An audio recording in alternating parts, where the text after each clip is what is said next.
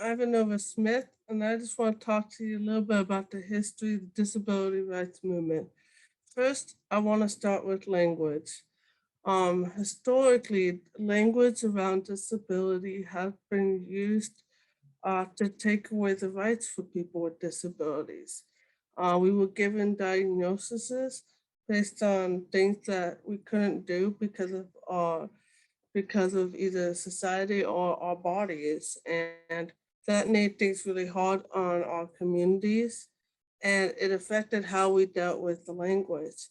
A lot of people in the intellectual disability community value people first language because of the history of the how diagnostic terms were used to take away our rights, put us in institutions, sterilize us against our will, segregate us in our work. Historically, the first places that people with disabilities worked were in institutions. They worked on the farms of the institutions. After the institutions started letting people out into the community, people started getting shepherded into sheltered work. At the time, people thought that this was a good thing.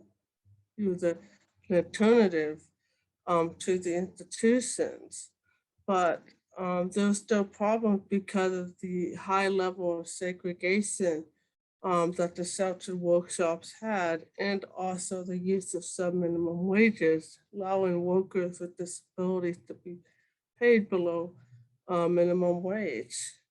And so many workers with disabilities thought that this wasn't right and that they wanted to change this. And this is how the movement called People First was started.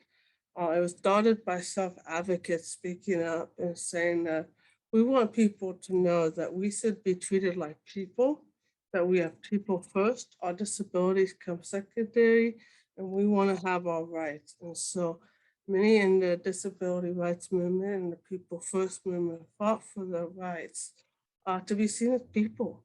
And that's what we really wanted to fight for, was the right to be seen as people and to have the same rights as any other people, be able to work in our communities, play in our communities, and live in our communities, not have to be in segregated environment to get care and support that we want.